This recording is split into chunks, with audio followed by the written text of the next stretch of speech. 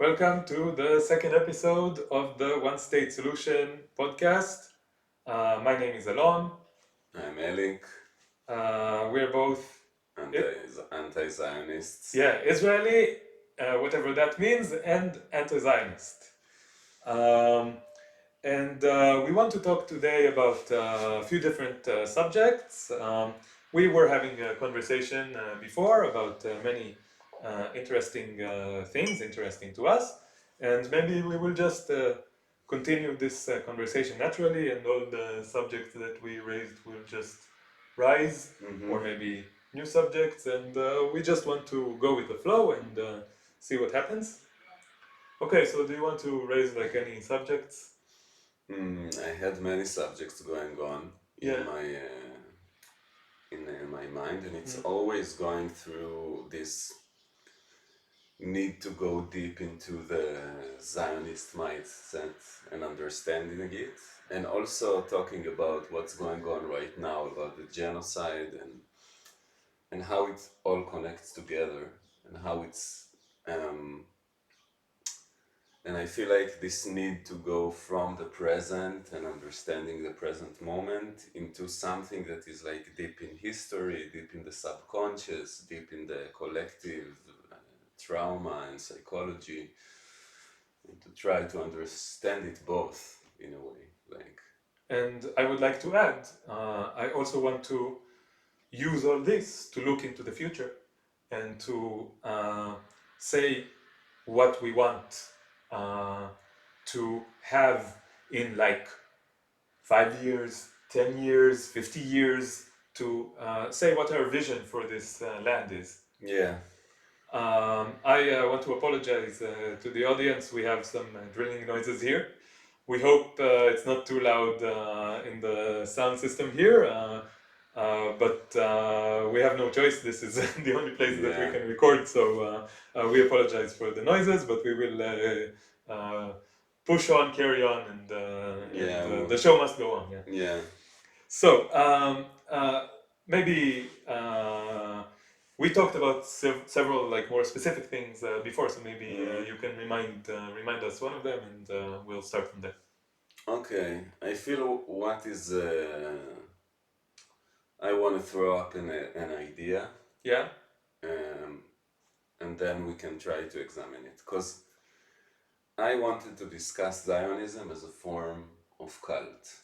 Yes, yes. And I feel it's very important to talk about it in this specific way, which will be the most hard also for Zionists to hear. To hear, of course. It's really hard to hear something like you are part of a cult. Like most cults don't describe themselves as such.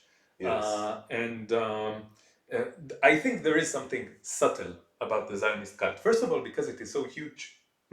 It is just like millions and millions and millions of people, so it is very hard to believe that so many people are in fact in a cult. But I believe that a rational analysis of just reality suggests so, and we want to do a full episode where we just like find articles, like let's say scientific articles, or like academic papers about cults and what characterizes cults, and then go over the different characterizations. Maybe this is even on Wikipedia. We can do this very simply and go over all the characterizations and just say about each characterization how it implements itself in the Zionist cult. Yeah, because I think it's a deep subject, and I think in society we're used to think of cults as like small groups inside society. That's what you said.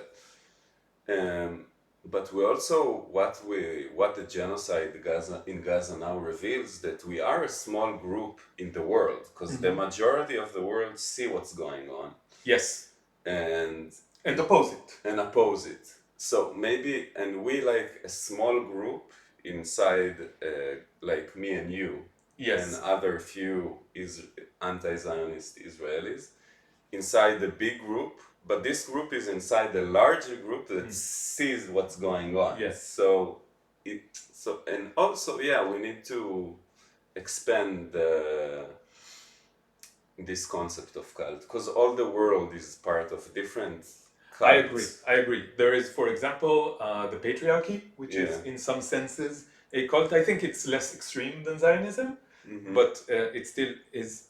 And every religion I see as a very, like, every religion technically follows the same definition, like satisfies the same conditions as Yes. cult. It's just more ingrained into society. Yeah. So it becomes maybe softer, but I don't even know. Like, religions are crazy. Religions be crazy. So I don't know.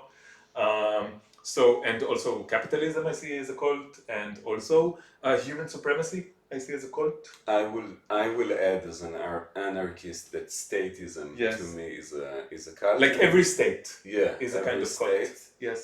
And I think like the state structure, that's how I see Zionism. Brainwash people with a certain ideology that put the states in the same position that the guru will be in a small cult. The state, and maybe also Netanyahu to some extent. Yeah. Although I don't see him as like, he doesn't need to be such a guru figure. Yeah, but I must say that all the protests against Netanyahu, I think the people who are protesting against him, even right now, which I think it's important to protest against him, still they are, in a way, they're not less of a cult members than the ones that support him. Yes, they just want a different leader for the cult. Yeah. And we discussed this a little bit in the pilot episode where you told about your family, where you want to tell this again in this context and see. Yeah, because this is really, because I think all of this is kind of introduction for us kind of deconstructing the Zionist cult. Yes. I also want to give one comment before you tell about this. We don't want to belittle what we're doing or dilute the use of the word cult by saying, oh, everything is a cult. It is true that there are many intersectional cults in the world that affect humanity and the entire world in a negative way, in my opinion. But I do think that Zionism is a very extreme case. And I first want to say that we need to deconstruct all cults, in my all ideologies, all ways of thinking that lead to separation instead of cooperation, all ways of thinking of supremacy, and so forth and so on. And all of this is related to the ideas of cults and ideologies. It's like a spectrum of like concepts that work together. But I do think I want to return to the Zionist cult and say that it is very extreme. Cults that actually commit genocide, okay, this is a very extreme case, and we need to address it in a very serious way, because this thing has very serious consequences. This is not a joke. It's not a joke. Yeah. And that's why we use extreme terms, at least for, I don't know, maybe for people outside the cult it doesn't sound extreme, but for people inside it's like super extreme thing to say, right? And which characterizes cults. Yeah. That you cannot criticize. If you criticize, you will be considered extreme and will be rejected from the cult. This is a classical characteristic of a cult, and this is one of the characteristics that we can enumerate. Yeah. So, do you want to go into it to try to explain why we think it's a cult, or how do we address it? Maybe we can do it a little bit superficially for now, and promise the audience that we will do it more deeply later. But I want to. I think it's a good idea to begin from the story of you coming to your family, and if it's okay with you, just tell about this and tell about how the people who object Bibi are not Bibi as Netanyahu, okay, are not necessarily outside of this cult. Yeah, it's a good thing to start with. But like, you mean when you ask how did it feel, like what happened when in the conversation that you said that you were anti-Zionist, and you said that they were talking, I will remind you, they were talking about, I was editing this clip so many times, so I know Alex's words by memory now. You were talking about how you came to your family and they were talking for dinner, and they were talking about how about the judicial reform. Mm-hmm. And at some point you blew up and you were like, I don't care about this bullshit. The judicial reform doesn't matter. You're all Zionists. Yeah. So you want to tell about this? I don't know. It's very personal, but if you want to tell about Yeah, it, I'm happy to tell about this. okay. Yeah, because all my family were really into this judicial reform protests. And I didn't come to any of these protests. Yeah. Even one. And I came to a few, by the way. I came to a few, but I went to like the radical bloc that was against the occupation. I felt that these protests are such a big lie that I just couldn't go and, join, even if I joined the radical bloc against the occupation. I don't know, maybe I was wrong, maybe... The radical bloc was pretty radical. They did say from the river to the sea, Palestine will be free. So maybe, I became much more radicalized and political aware. Now I feel more like the necessity of becoming like activist. Like I'm coming from many years of just, doing art, being in my room with a and play music and disconnect from the world. I will have to bleep that word out. I have one editing comment. Yeah, bleep the word J out. Really? So I'm not hiding anything about this as well. Okay. So Okay. And I thought like, I can just surround myself inside a bubble. But on the other hand, all the activism that I saw, like this judicial reform thing, to me, I just started to become politically aware about the apartheid in Israel, and then I felt it's like so ridiculous that people like yell democracy and doesn't want to give citizenship or statehood to like half of the people of the land. It's like so this leads me to exactly the subject that we were talking about before.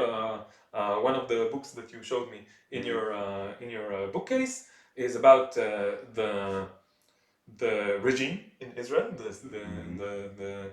the state of Israel. What does it mean, politically? And just a socio-political, scientific, or academic analysis of the regime in Israel. And who are the writers? Can you want to say their names? Yeah, Adi Ophir and Ariela Azulai. And what I just read the back cover, but I was like talking to Elik about every sentence. We had a conversation about it. Maybe we can just read it now.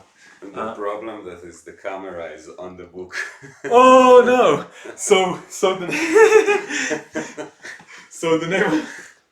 name of the book. Maybe we shouldn't use the books that we want to talk about as stands for the camera. But never mind. So the name of the book is This Regime, which is not one. Yeah. So maybe I will summarize what it said on the back of the cover. So it says that it is. So Israel is kind of considered usually as two different as the state between inside the Green Line. Okay, the 67 border. Yeah. Which is, if you analyze it, in some sense, a democratic regime. I think it's deeply flawed, a deeply flawed democratic regime, but let's say. Yeah. Okay? But the reality is that the geographical area that is under the control of Israel expands further. Basically, between the river and the sea, between the Jordan River and the Mediterranean Sea. Okay? And if you analyze the regime that is actually physically present in this area, and the inhabitants of this area live under, you will find out that it is not a democratic regime, because there are two different parts of this regime, and they are not too mixed together so that it would be obvious that this is the case, but they are mixed together because you have settlers who are living in the area that is called the West Bank, or maybe Judea and Samaria by the Jews, which is also a very highly political name for it. Yeah. So this, if you look at all this area, you will see what we think is a highly supremacist regime with like levels to society, very hierarchical, and the lower you go on this hierarchy, the less human rights you have, and when you are lowest on this hierarchy, for example, a Gazan, okay, you don't have rights at all. Yeah. You can be genocided. You don't have the right to live. Yes, you don't have even the right to live. And when you look at Israel in this way, I think that it is absolutely illegitimate, an illegitimate entity, because it is so horribly constructed. Yeah, and that's why we don't think it could be saved by a two-state solution, right? The two-state solution is like this plan to save this regime by, like, try to, when the peace people, the Zionist one, how they talk, what is the language? We need to separate from the Palestinians. Like, we need to build high walls. And if you think about this, let's say, do the analogy for the U.S., okay, and what happened with the civil rights movement and the rights for black people, okay. So this is a logic of segregation, which was the stage of 1950s in the United States, and we're not even there. And this is what the peace activists say. They want segregation like 1950s in the US towards black people. Yeah. Which is very low on like the moral development of a social situation. And this takes me back to the story of confronting my family. Great. Okay.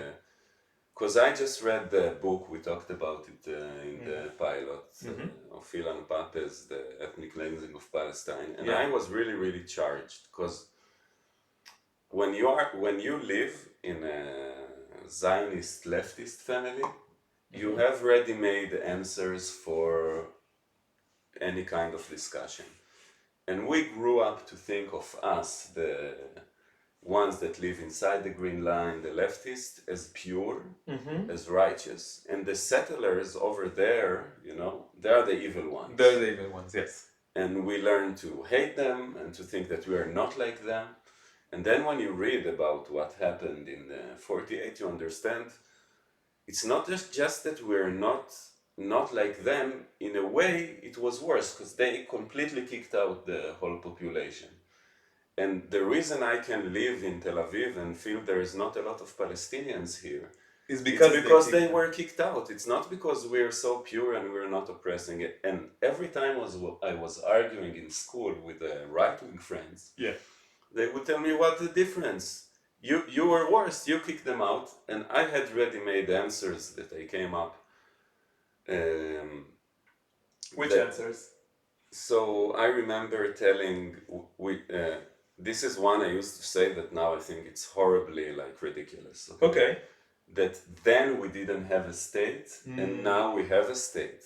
So what we were allowed to do then, we weren't allowed to do now, which justifies anything Hamas ever did. And that's right. If you just apply this logic to Hamas, yeah. I try to start to say Hamas. Hamas, yes. Oh, Hamas. Like Hamas, I always feel it makes me feel like the people. I'm trying not to say the so hard. Like some Israelis, they say KH, Yeah, it was very, when the Israeli on the Hague, when they were like, there is something about it, I don't know, like we cannot even pronounce the name of our so-called enemies. So tell more about that experience with your family. Yeah, so I always thought we're the good ones, and then you discover you're kind of not, and then you see these demonstrations that they don't even want to talk about the occupation and the apartheid. So. And it was like a Friday dinner, everybody sitting around, and they were talking about the protest. For a year, it was like the subject of the dinner table conversation. Maybe you want to explain a little bit like the politics behind this protest. like what was the claim? What was so what did people go to the streets over? Like let's just give the context, okay? Like a little bit of the context. This was a protest that was going on for I think over a year, right? Yeah. Over a year, every week on Saturday evening, which is like Sunday evening in the Christian world. Every week on Saturday evening, like before the new week started, um, hundreds of thousands of people Yeah. went to the streets. We're talking about the state of Israel. Jews in Israel are, we said, 7 million, right? Out of them, hundreds of thousands every single week for a year because they were against something, and that thing was the judicial reform that Netanyahu offered. Yeah. So you want to explain a little bit And what it that was was about? continuation of it was the same people that was also protesting about against Bibi in the COVID era. Yes. It was kind of continuation of that movement of the center Zionist Left population in Israel, right? They were gathering around through this battle. They were very happy that they succeeded to gather themselves around something. Around something, yes, against, against something, against Netanyahu. Yeah. And I always felt it's very shallow of, okay, I also hate Bibi, but let's face it, he's just one person, and you know, most of the problem didn't start with him. Like, he's a very one of the symptoms, only one of the symptoms. I want to say something. I think it goes even a little bit deeper than that, okay? Like, let's give an analogy. I was thinking about Trump when he was elected back in 2016. Like, and one thought that I had many thoughts about it, like this is a fascinating phenomenon, Trump. And just Trump, like just write about this. You can write thousands of pages about human psychology and like politics and capitalism and everything goes into this, like this phenomenon of Trump. But one thought that I had was that in some sense, it is completely unsurprising that he was elected to be the president of the United States. Because in some sense, he is like the most pure expression of American culture. Okay? Like completely cynical, cares only about money, cares only about image, very uninformed, very unknowledgeable about anything, thinks that he is the smartest of all, completely narcissistic, and so forth and so on. It is a purification of the collective consciousness of the United States. And I think Bibi, in some sense, is just the purification of the collective consciousness of Israel. And I think in that sense, the US deserved Trump as a president, and Israel deserves completely Netanyahu as their prime minister for 15 years now, the longest standing prime minister in Israel ever. He passed Ben Gurion, and this was like 2 years ago, right? Like amazing, like if you collect all of his terms and count them together, it's more than Ben Gurion, who was like the legendary prime minister, the first and legendary prime minister of Israel. So I think Israel deserves Netanyahu, and I think everybody who protested against Netanyahu for a year deserve Netanyahu because they will not let go of their Zionist ideology, and this is the perfect leader for the cult. And if you don't want Netanyahu, you have to release Zionism. This is the thing. And this is why I thought these protests were so fake. Yeah. And I also, like, I feel that Netanyahu and his government, because it's not just him, it's the government he also builds with, like, you know, Ben Gvir and Smotrich. And it becomes more and more extreme and the more time passes, and this is what I'm talking about. And I think it's a necessary outcome of Zionism. It's just, you know, it's evolving beast, and this is the current phase of this beast, you know, and in it, I think in a way it was inevitable. Like that it will become most fascist and most scary and most genocidal, but straight to the face without, and you know, ripping off all the, you know, the masks of like culture. Yeah. Now, like, because actually, you know, the Zionists, in a way, they're really stupid because they thought, like, you know, whoa, we had the 7th of October, now we have opportunity to rip off all the masks. We can be Yes. straight off to the face genocidal. Yes. The world is with us. It's like, no, the world is not with you. Like, And I want to elaborate on this. Why is the world not with Israel now? Why? So Israelis, Zionists, think, they really believe this because the propaganda convinces them that this is the case. They are sure that the reason that the world is against them is because the world is anti-Semitic. They are absolutely, every single Zionist is absolutely convinced that every single person who is against Israel, including us, is doing it because they are anti-Semitic. I've been called capo many times, okay? And self-hating Jew and all that kind of shit, okay? They are sure of it, but I want to maybe speak to Israelis for one moment. One moment. תקשיבו. העולם לא נגדכם כי הוא אנטישמי. העולם נגדכם כי אתם מבצעים רצח עם. אוקיי? שיהיה ברור. שיהיה ברור. The world is not against you because they are anti-Semitic.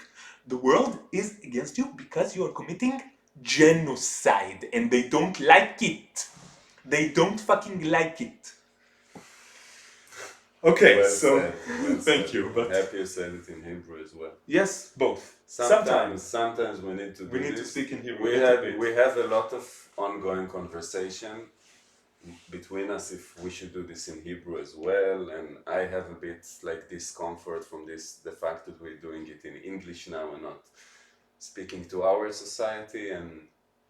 But basically, I know we're talking to everyone. I'm talking also to my Israeli friends here, and I want to be also like straight to the face to them in Hebrew as well, because I think what I tell myself each time I have this question in my head, the truth have to be said in any language. Yes. That's, And Israelis, most of them, understand English well enough to understand us when we're talking now. No, and we want also the world to listen. And I want to say a bit about that as well. I've had a lot of experience talking to Zionists. I started being anti-Zionist to some extent when I was maybe 12 or 13 even. And I've had a lot of conversations with Zionists in my life, and I want to say that this is a horrible experience. To speak to a Zionist is a horrible experience. I get only bad arguments. I cannot use logic. I get blamed for everything. I get called all kinds of names. I get calls to go away, go to Gaza, go to Berlin, go to wherever. I get shamed, I get humiliated, and when I get upset over this justification of violence, justification of oppression, calling me personal names, using really bad arguments, really bad logic, again and again and again. And this makes me, because everybody around me speak like this, it makes me think that I might be the problem. And it drives you insane because the level of gaslighting is insane. It drives you insane. And lately, I started thinking that whenever I speak to a Zionist, I thought two things. One, I don't want to speak to Zionists anymore. I don't. It's not fun and it's not productive. And it ruins your mental stability. Yeah. I don't want to speak to Zionists, I want to speak to other people. So this is one thing that I thought. And the second thing that I thought was that if I'm speaking to a Zionist, I want someone who is not from Israel to be in the room. Why? Because I think that when they see the way that Zionists speak, they will immediately react with disgust, with like outrage, with like complete shock at the things being said. And I would just have to sit back and go, you see what I was talking about? And this is happening in the last 3.5 months. This is a bit what you're doing in your activity. You're kind of showing. On my Instagram account. Yeah, you want to like say how this relates to you, like. What do you mean? Like how do you think this relates to what we were talking about? It takes me back to talking to my family. Yeah, 'Cause okay, it's me talking to Zionists, and Yeah. I'm saying that I'm a little in a bit different place. That I still feel like I want to talk to Zionists. Maybe after doing it for a while, because I'm not doing it as long as you. Maybe I will get to your place that I'm like, fuck them, I don't want to talk to them anymore.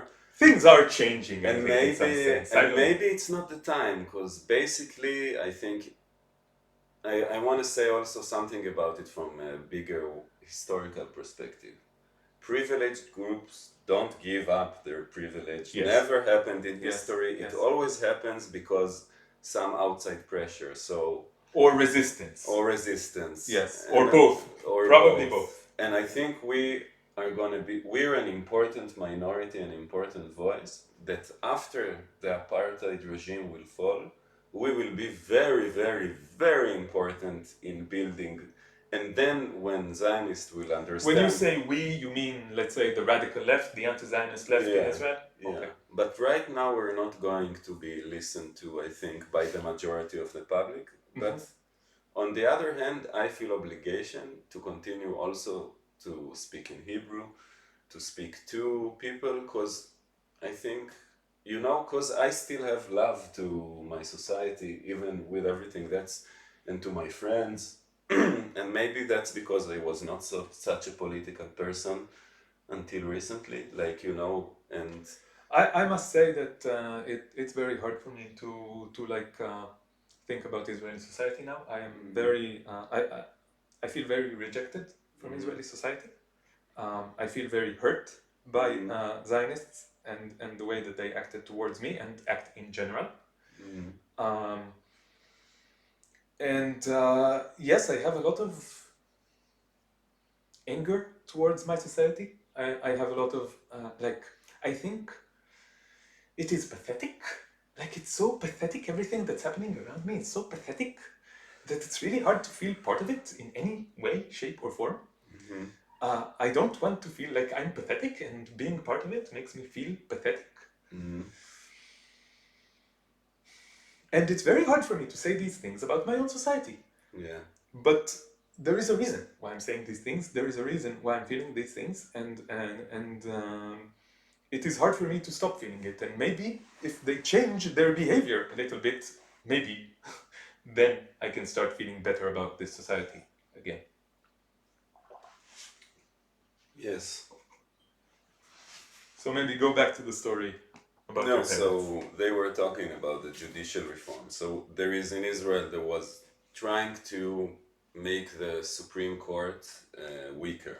Weaker, yes. And the Supreme Court in Israel considered, and it's a big question if it's more like something that kind of stop the evil of the occupation be so horrible, or it just kind of helping to legitimize the occupation. Yes. It's a big question. And I felt that this protest is that's what I told them. I told them, you are protesting now. They were talking about it and I just burst in. You are fighting to protect your narcissistic self-image as people who belong to the West, enlightened people. And you want to protect this institution that helps you to feel like you still belong to this, kind of... yes, what you call a democracy, but in reality, it's not a democracy, as we specified before, because around more than a third of the population does not have a vote. So this is not a democracy, period. Exactly. It's so simple. It's crazy how simple it is. Everything, once you step out of this cult-like thinking, once you step out of the propaganda, once you see it from the outside, everything looks so even silly. Yeah. Obviously, this is not a democracy. Obviously, it's not a democracy. So I said that, and I started talking about the Nakba as well. And they were listening to me. They were listening, and it opened an interesting discussion, because they told me, So what do you say? That our whole existence here is illegitimate? What do you want us to do? To pack our things and leave? What do you say about this? It's hard. It's hard. Because I don't think we have to leave, obviously. But I tell you what I told them, that we need to face that when we examine the historical arguments objectively, the justice is within the part of the Palestinians. That's what I felt, and that's what I still feel. Yes. And it doesn't mean that they didn't do horrible stuff. Mm-hmm. It doesn't mean. But if you just take the historical case, it's not their fault that the Europeans did Holocaust to us. And nobody have a right to come to anybody's land and say, we want to build a nation state for our people on your land. And they didn't accept it. Like you wouldn't accept it. Like anyone wouldn't accept it. And we need to acknowledge, especially when the result is a supremacist system. Yeah. And it doesn't belong to the past, like you said. It belongs to the present. It's the present issue. And the past, the present, and the future, as you said, are connected. And if you don't want to recognize it, there's no way forward. And of course, I think the moment that's what's so sad, because I feel if Israelis and Zionists would be able to confront this fact, they could be peace tomorrow. Yes, that's what we said in the previous episode. Yes, if they would be able to come to Palestinian and look to them in the face and say, you're right, we took your land by force. That's a fact. Okay, but there's a third generation here that doesn't have other place to go. This is the facts. We need to acknowledge it's difficult. There is no easy solution like this. But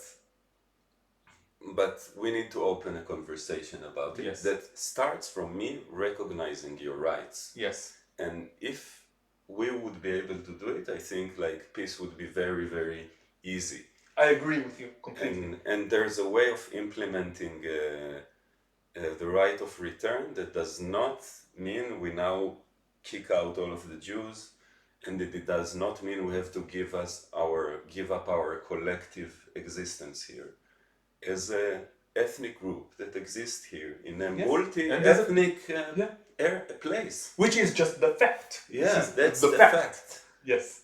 Yeah, we are not saying, like people, that argue with me about the one-state solution, they're telling me, like, I want to create a reality that doesn't exist. No, but you just want to acknowledge reality. And I want to acknowledge that the reality that exists on the ground, that this is a multi-ethnical, multi-religious place. And, and all this division between Jews and Palestinian is so stupid, I think, like, I'm sure that as a secular person, there are many Palestinians that I have more similar worldview than I have with many, many Jews, Yes. I'm sure about it. And the moment you stop this division, so, people can connect more around like values, around lifestyle, I think, even religious Jews and religious Muslim are very similar in their lifestyle in many, many ways. Yes. Like that's their being orthodox and more conservative. There can be like option for cooperation here. There could be. Yeah, and that's what I feel is so sad, that like there's so many ways to look at what is who your allies are, what is your identity, who are the people. Like I feel more and more this genocide in Gaza and everything make me feel, all right, I connect to people through values. Not through like some arbitrary categories, like you're a Jew, so you have to stand with these people. You're a Palestinian. And when I say like people I'm against the apartheid, you say, oh, you're being pro-Palestinian. No, it's not being pro-Palestinian. It's being pro-truth and justice and humanity. Yes. That's what it is. So I recognize that now being pro-truth and justice and humanity, you are more in the Palestinian side because of history. Yes, it's just the case. Yeah. I want to say a little bit about this question of like what your parents asked you or what your family asked you. Do you want? Can you phrase the question again? And because I have my own answer to this question. What is the question that they asked you? They kind of say, so you're kind of saying the whole project was Yeah. wrong, so Yeah. you're kind of asking us to pack our things and leave. Okay. So this, I have a different answer to what you gave. I think your answer is great, but I have like a different kind of thought about this. I'm not saying that any people are illegitimate. I am a leftist, okay? I first of all am for peace, justice, love, cooperation, equality, freedom, all these great terms. I think what they mean and I work backwards from them. This leads me to being a leftist, okay? Why? Because the more I learned about the theory of leftist thinking, the more I recognize that it is good pragmatically to practice this, to understand injustices, to understand inequality, and to solve all these things, and to lead to more freedom and more and a more loving world. Okay. As a leftist, I believe that any structure of supremacy needs to be dismantled. This is a very basic principle of the left. This is, for example, why I am against the patriarchy. This is why I am against organized religion. This is why I am against states. This is why I am against human supremacy. This is why I am against racial supremacy. And this is why I am against Zionism. It is all very simple. Any structure of supremacy needs to be dismantled because structures of supremacy are an inherent stumbling block to freedom, justice, and equality. And so this is very basic. And Zionism, I recognize it as a structure of supremacy, so I want to dismantle it. It's very simple. Really, it's very simple. What do I want instead of it? As a leftist, I also believe in rights. Okay, why? Because they are an effective mechanism to achieve this vision of equality, justice, freedom, and so forth and so on. And I believe it is the right of anyone to stay in the place that they were born. To stay in. I believe that everybody should have a right to move completely freely in the world. Completely freely. This is why I am an anarchist. Okay.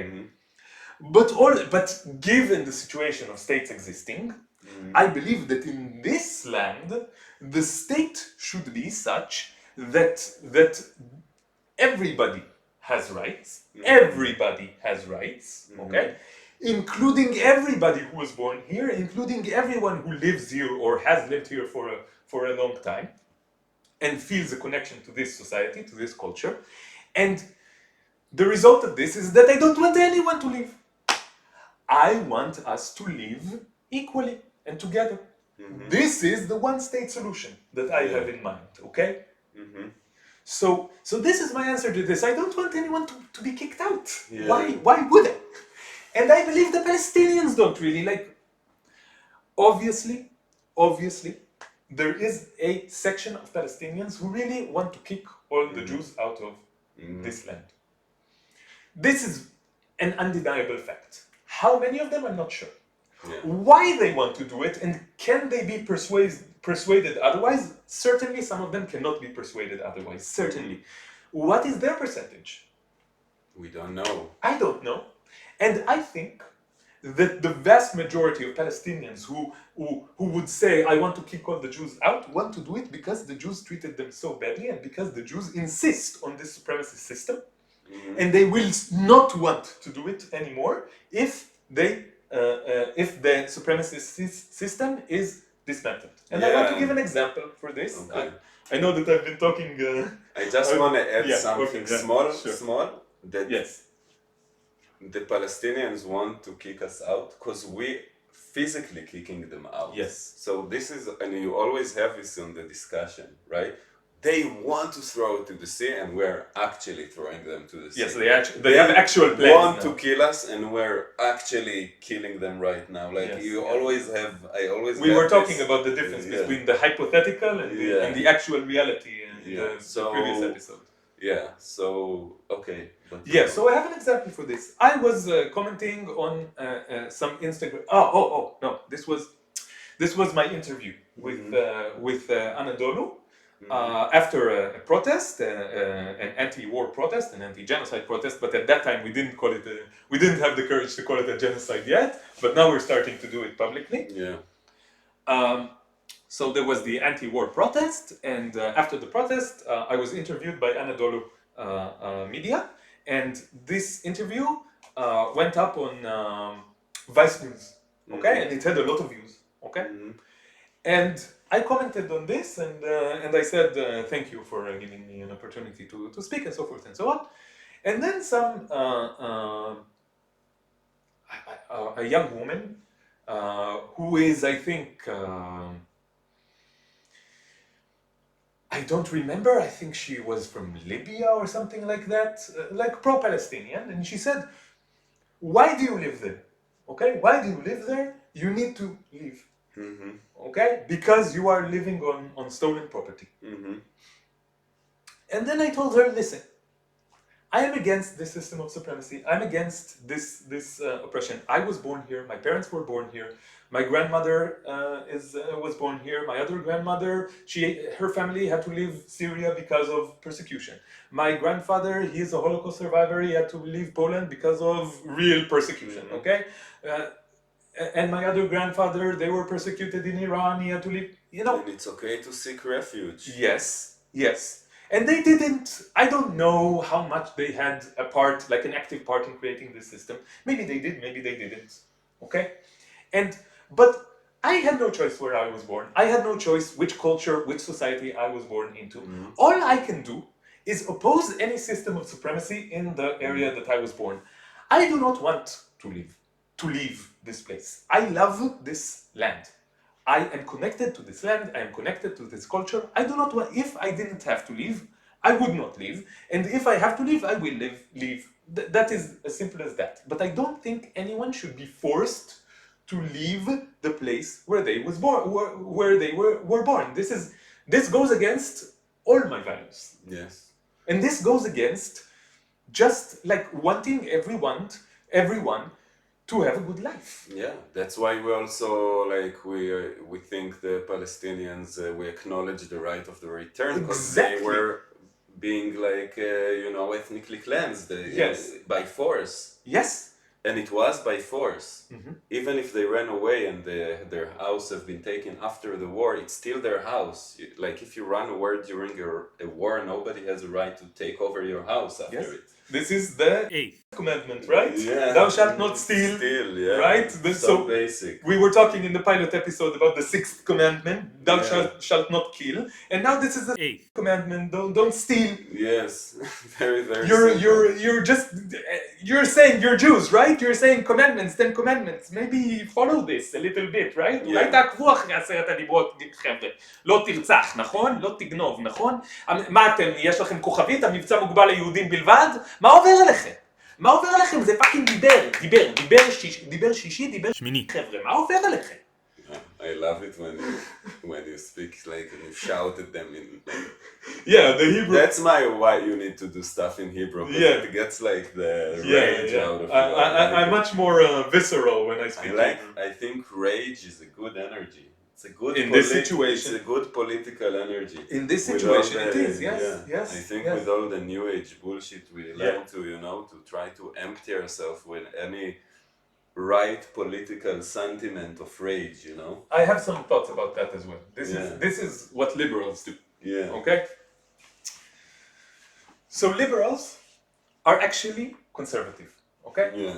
Liberals want the world to stay basically as it is. They are privileged, or they have been persuaded by the privilege to support them, and they want to preserve the situation exactly like conservatives, okay? Exactly like conservatives, exactly like fascists, okay? Exactly like fascists. Fascists want to take it like to the next level.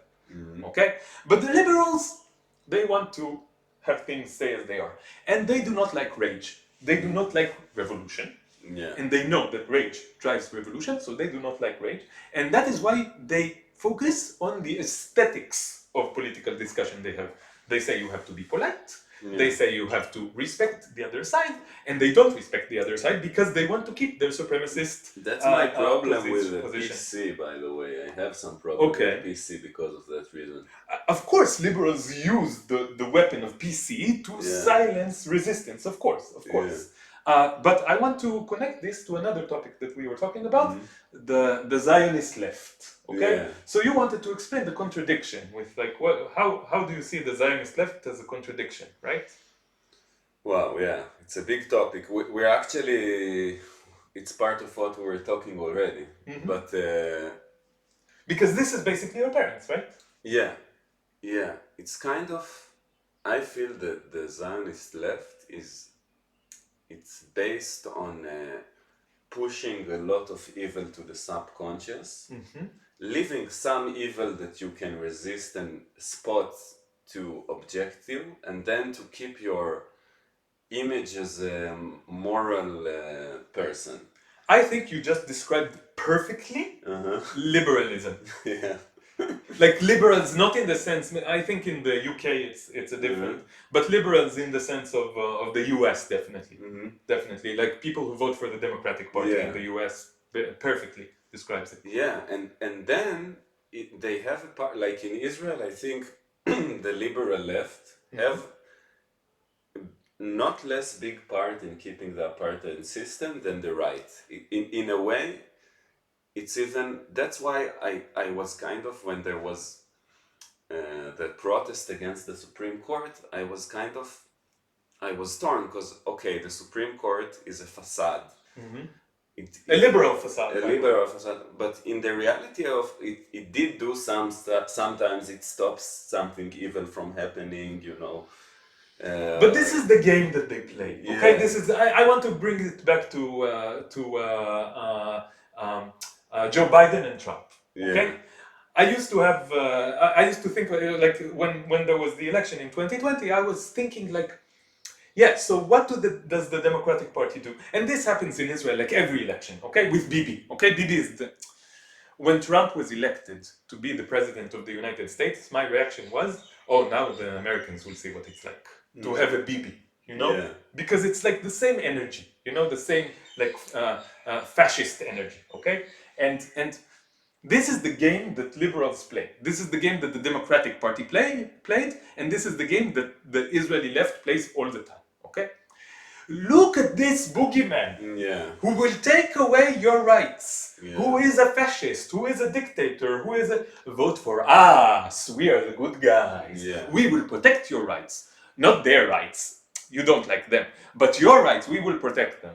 And I can promise you, if it wasn't Bibi, if it was Gantz or anyone else, they would commit genocide just the same way. So there is evidence for this. There was a non-Bibi government for the first time in like years upon years upon years. When was it? 2 years ago?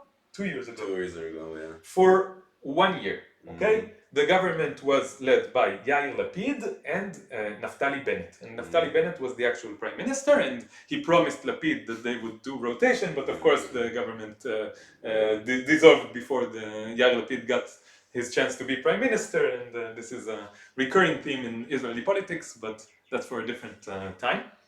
So this government, my point is, this government extended the occupation, deepened the occupation more than the Netanyahu government, more like in every like objective way of measuring it. It deepened the occupation even more than Netanyahu did. And this was a government that had the party Meretz in it. Meretz is like the most leftist Jewish Zionist party in Israel. I used to vote for Meretz, okay? They fooled me because I used to believe that the liberals were the good guys, but I don't believe that anymore. Yeah, because they talk about the occupation in the... But I want to say, and I think when left-wing Zionists talk about the occupation, they're limiting the concept only to something that happens like in the West Bank. Yes. And they don't see, and maybe also in Gaza, and maybe also in Gaza. Even though many of them will say, "No, we left Gaza. We Yeah. left Gaza. They have their own. They have their own regime. They can do what like they should take care of themselves." Yeah, and it's something that happens like there. Yes. It's something that it's not us, and I think in the long run it helped perpetuating the occupation more than than ending it, and. Yeah, I don't see hope with the Zionist left. So how do you feel that it helped perpetuate the occupation? I feel it helps people like me, like I was. Let's say I was a. Let's take the experience of my biography. I went to the army, to a program that it's really hard to explain to non-Israeli because it's really part of the cult. It's called Geri Nachal. Okay. And we were all part. My sister was there as well. Yeah, it's a special program in the army that you do longer service, but half of it you volunteer in different places. And you build a group of friends that has this socialist rhetoric. Yes, I would describe this movement as like the bubble for people who really should be good people inside this cult and inside this organization called the Israeli Army. Yeah. And you know, like for example, I before the army I went to like a psychiatrist and I played a bit crazy and he lowered my profile so I cannot be a combat soldier. Let me just explain. Profile is a number that you get based on your health in some unknown random way. And it's a number, it goes 97 is the highest. Yeah. They say why not 100? Because all the Jewish men are circumcised, so it's 97. Really? They say, it's a joke. Anyway, so 97 and then there's 82. 82 is like, you can still go to combat roles. 82, I had 82. And then you have 64, which is you can't go to combat roles. That's what I was. Okay, so you're 64. And I had 64, I arranged it so that I have 64 because they wanted to send me to the bombardier squad, okay? They wanted to send me to the bombardier squad, a pacifist, okay? And I could not lawfully refuse. I had to do I got a surgery, okay?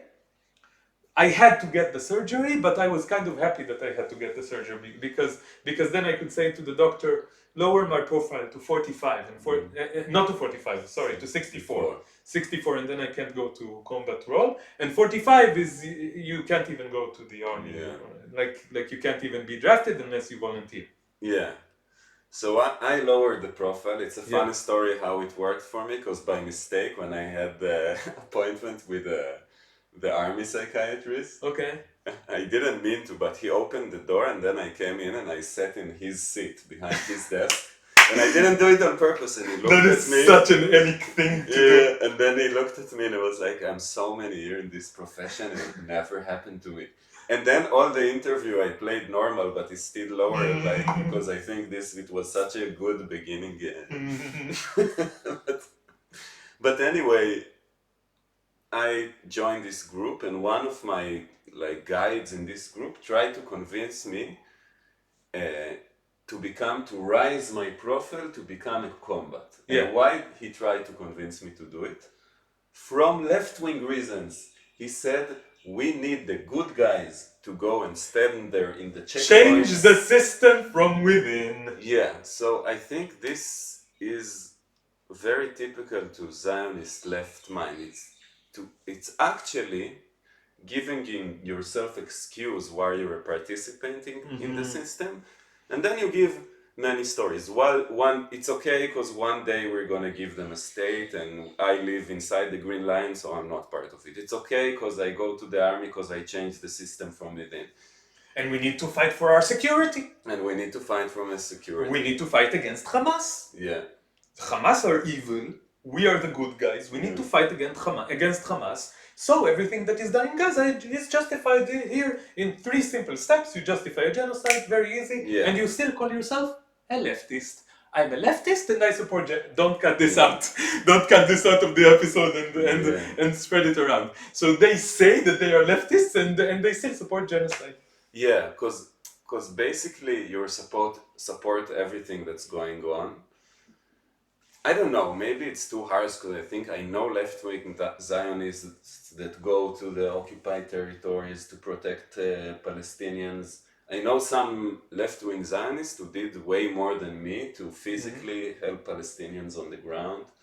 I must say, I went. Okay, so I went to a meeting of looking the occupation in the eye. I was there. Oh, you were right. You were. We went there together. Mm-hmm. So you know that those people who are, I think, like, let's say until 6 months ago, they were the kind of people that you described. But then in that meeting, because I knew that they were kind of Zionists or used to be Zionist, I wanted to challenge them a bit, and I said we had a sharing circle, and I said that I don't think Israel is a good idea anymore. The reaction surprised me. Yeah. The reaction was positive mainly. Like, there were a few sour faces. A few.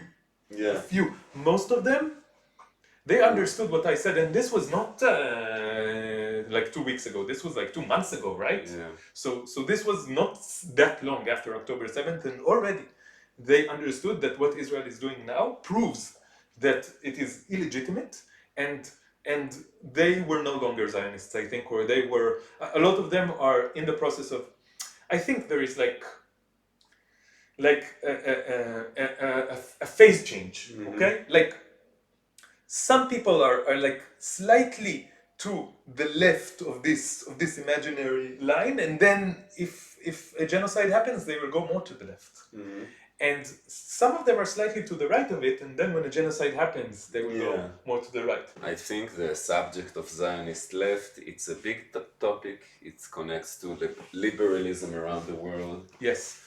And yes, I think it is just a very blunt example of liberalism, and then you can identify all the characteristics of liberalism through this, and you can see the hypocrisy of Democrats in the United States, or Labour Party in the UK, or other liberals around the world. You can see the hypocrisy of the liberals through the hypocrisy of the Zionist left, because it is so pronounced there. The hypocrisy is so obvious there, so much that they are supporting genocide. So what else? What would they not support? You know, like. And I think these ideologies are designed to capture this part in society that viewed themselves as critical, that viewed itself as part of the intellectual, enlightened society, but it's a way, just like they told me, you have to go, they need us to go to be part of the occupation army. Like, it's ways to designed to make you do your part in the system. Yes. And you feel that you're still critical. Because I remember, me and my friends were part in the army, but we were always played this facade of, we are more intelligent. Yes. We are more, but you're still part of it. Yes. And when you grow up and you become more radicalized, you understand that you need to put end to the hypocrisy. Yes. And if you want to think yourself as a critical person, you cannot support democracy for Jews only. Like, that's just too much. Like, and many people who shift to the right, it's also people who understand that it's hypocritical and say, okay, I go right wing all the way. And I have some friends that became like this. Yes. And but I hope that more people who have this identity crisis that left-wing people help. Part of my aim at this podcast is to talk to people who maybe are aware or are confused, and they're like left-wing Zionists, but they see that there's a genocide now. Yes, they see and they see the contradiction, and I'm like, come on, do the extra step. Yes, do one more step. Take one more step. Take another extra step. Yes, yes. I want to say something about that. I was thinking about like I was going over some really dark times in the history of humanity. Okay, I don't know so much about history. I'm not a historian, but I've heard about some situations which were very dire. Okay, Mm-hmm. like for example, a situation that was very similar to what is going on right now is the situation in Ireland. Okay, Mm-hmm. that was in Ireland. I think it was in the 80s and 90s, like the really bad part of it, and South Africa, obviously, and even like the conflicts between Germany and France. Okay, Mm-hmm. like areas where there was a lot of animosity, a lot of violence, a lot of really dark things happening, Mm-hmm. and we see that these situations can be solved. Mm-hmm. I don't know if they can be fully solved or how long it takes to fully solve them, but they can reach a situation where there is relative peace. Okay? Mm-hmm. I know that the situation here is extremely, extremely dire, Mm-hmm. but there were genocides before in the history of humanity, and cultures did kind of get out of it and reached a more peaceful present. Okay? Mm-hmm. And I was wondering how this happens. And I have, so now I know, after being here for 36 years and being politically conscious for, let's say, 25 years at least, in some sense, at some capacity, I think I know how fascism rises. I can explain in a very detailed way how fascism rises Mm-hmm. in a place. I have a very great example of this. Yeah. And I wish to have an example of how it can be beaten. Wow. I wish this. Wow. And I have some thoughts about how this could maybe happen. How this happened. And I think this is a very important subject for research. How did these places of like dire situations step out of it? What happened? How did it happen? And we need to do the same things and do them even better here. We need to. Mm-hmm. But I have some scheme in Mm-hmm. mind. I think that the people who step out of this it's always a cult, it's always like a system of supremacy. Okay, there's always a system of supremacy involved, or maybe a system of separation involved. At least, let's say the case of Germany and France, it was also supremacy, and then in the 1930s it started to be supremacy as well, but separation, at least Mm-hmm. a system of separation. People who step out of this system of separation because they feel like this is unjust and because they feel like the effect of it is much too violent for their own taste, and everybody has a different level. Okay, Mm-hmm. they stepped out of it, and then when things get really, really tough, really, really dark, they start finding each other, like we found each other, for example. This is Mm-hmm. one example, and I found many people in the last few months. uh, I found maybe hundreds of people at Mm-hmm. this point, and I want to find more. Yeah. And these people start cooperating.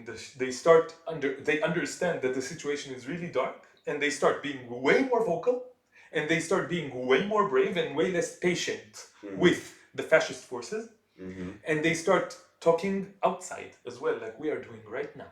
Mm-hmm. So this is another reason why we are doing this in English as well, because we need to talk to people from the outside, because we need outside pressure, guys. We need the situation is too severe, and what South Africa Mm-hmm. is doing is excellent, excellent. Yeah. Continue, please. We are supporting you, South Africa. Yes, thank You're you, South great. Africa. And I just want to say that I watched the hearings, and I saw two presentations that were really like right on. Okay, Yeah. so give us like a summary. Like the woman from Ireland, she was Yeah. just talking about what's Again, going Ireland. on. Why? Because they know what it feels like. Yeah, And South Africa, they know what it feels like. Yeah, and also the guy from South Africa that demonstrated like the intent and showed how like it goes through the whole levels of like prime ministers and people in the army and the soldiers, and it's like And society in general. and society, and I know what he showed is a drop is a drop in the ocean Yes.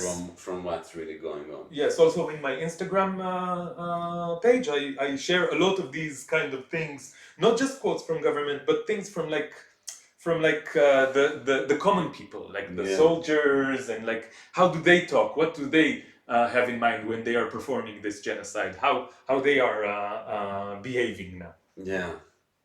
Wow, but the gaslighting is horrible. The gaslighting is horrible. Because like they say something like you could say, look, the prime minister said this, and then like, but why are you saying like we're Yeah. committing genocide? Yeah, we it's like the prime minister used Amalek, which is a clear call from the Bible. This is like I've heard.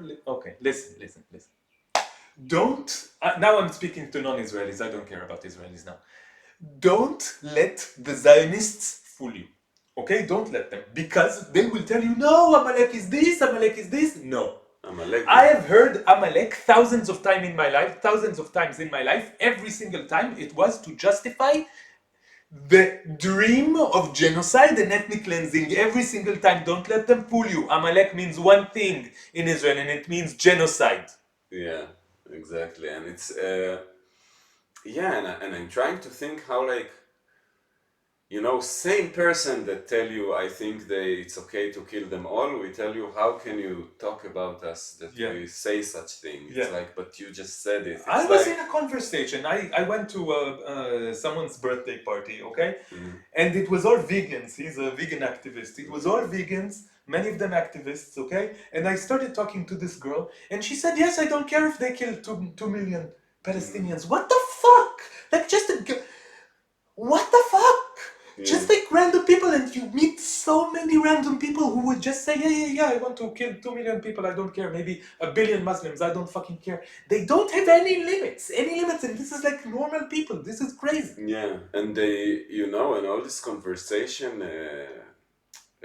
like the fact that, you're talking about people's life, and like sometimes I think they're completely disconnected from reality. They're completely disconnected from reality. And it's, it's the whole level of politics. I think, how would I feel if I was a Palestinian, if people will talk about me, to hear this, or to people look at me just like, a number, okay, people die in war. It's like, how are you supposed to feel?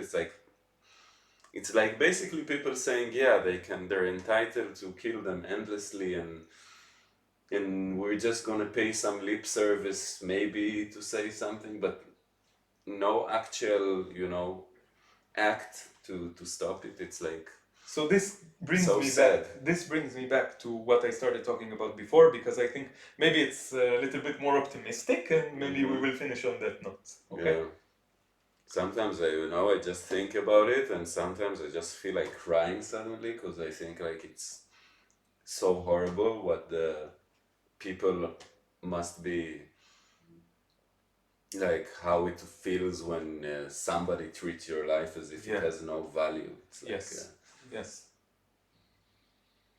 And so I want to say how maybe we can lead to a situation that is better, that is not like this. And I feel that people on the radical left, I'm not embarrassed to say this, I think the radical left is the people who are better in this situation. I am not ashamed to say this. They have the better opinion. They have the opinion and the ideas that can lead to a solution instead of deepening the problem. Please listen to the radical left. And the radical left is now speaking up more loudly and more clearly, like we are. We didn't do this before. We are starting to do this because the situation is so dire. And we are speaking more clearly, more directly, and more publicly than ever before. And a lot of people on the left are doing this, on the radical left, on the real left. There is no radical left and liberal left. There is left and there is not left, okay? And we are on the left. And we are speaking more clearly, and a lot of people on the left are speaking more clearly, and we are opposing what is going on, and we are being much more stable in our opinion, and we will not be broken, period. We might need to run away, but we will not be broken. Yeah. And my hope is that this can go in circles. There is a kernel, which is the radical left, the left, And then we might be able to convince, when things get even harder, we might be able to convince the second circle, which is the liberal left. And maybe they can expand their circle, and so forth and so on. And then we can push this fascism out, like pushing a disease out, because it is a disease, it's a social disease, and we need to push it out with like pushing it out from the kernel that is the left, and then push out this cancer. But I also want to say it's not, to me, it's not just about like if you're a person out there, I don't know what your opinion were, if you were right wing or left wing, and you look at what's going on now, like in Gaza, and you succeed for a minute to see reality and the horror as it is.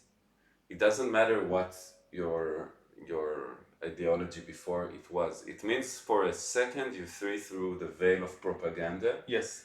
And you see that murder is murder is murder. It's not anything else. And when you kill civilians, that's what you do. You kill civilians. And Israel now is a gang that's killing civilians. That's what happens. It's a gang, group of gangs, that some of its members are took hostages, and instead of negotiating to bring them back, it's killing tons of civilians. Yes.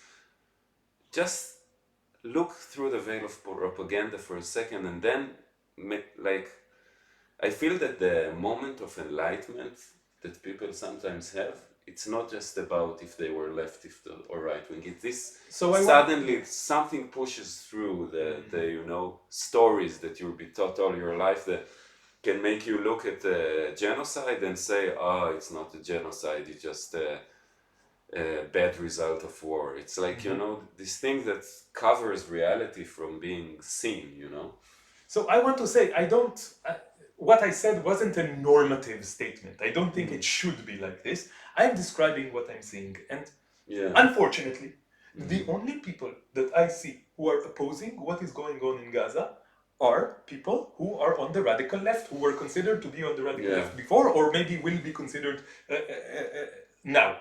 Would be considered now, because it's just like no other people are opposing this genocide. What can I do? What can I do? People on the right are not opposing the genocide. People who voted for Yair Lapid, none of them are opposing the genocide. People who voted for Meretz, almost none of them are opposing the genocide. I'm sorry. This is just a fact that I can predict whether you are opposing the genocide or not based on how you voted in the last 4 elections. I can predict it. Like 1 to 1, maybe a few outliers, but I'm not even sure. I'm not even sure. So what can I do? This is the left opposes genocide. Period. This is what this goes deeper than this. This goes deeper than this. I have learned now, because we are in such an extreme situation, that people are being tested. Okay? The meaning of you being for or against genocide here is critical. And it says something about you as a person. And I have learned that the only people who are opposing genocide are people on the radical left. And this makes me realize that the only political position that I think has any legitimacy is the different aspects of radical left. I'm sorry to say this, but if we you have are conversation about it, that I became libertarian in the last few years because and this is a whole different discussion. I was very disappointed of the behavior of the left in support of the COVID regime as I saw it. And I know we don't agree about that, and that's where I said, I felt like, okay, this is the blind spot of the left and also the radical left, because I felt also the radical leftists. Let me clarify. This. I think that many people on the radical left have many blind spots. Okay? No. I'm not saying that if you're radical left, you're fine. No. No, because many people on the radical left are human supremacists, and they support the exploitation and the oppression of animals, which is anti-left. anti-left, and now I'm speaking to all leftists. If you support the oppression and exploitation of animals, I don't think you're really leftist, because you didn't really understand the principles of justice, of equality, of freedom, right? You haven't really dismantled all the systems of oppression and supremacy. So this is one blind spot, and also many of them are statists, yes, and also, although not so many, also many of them are part of the patriarchy, which means that they didn't understand anything. Many of them are anti-gay or anti-trans, which means that they didn't understand anything. And yeah, not saying that this is a sufficient condition, but I have come to realize that it is a necessary condition. Yeah, and it's true that the radical left is on the right part on this issue. On this issue, yes. By far. Yes. True. So maybe this is a good place to finish. Okay, so thank you very much for listening to this episode of One State Solution, our podcast. Yeah. My name is Alon again. Elik. Yeah, so thank you very much. And you want to have some closing remarks, maybe? Yeah, let's continue post the genocide. Whatever, and this is a call to people, whatever you can do, just put something in social media, everything. Yes. I try to tell myself, thing. every day I do something. I Yes. feel that's the moral obligation of humanity in the world and people who care about this. And it's hard and it's scary, and sometimes I feel like I don't want to do this, but I feel like we need to act from this place of moral obligation, and I feel it's necessary. I agree completely. So we did our part today. Yeah. And we will continue doing our part. And again, thank you for listening, and peace. Peace.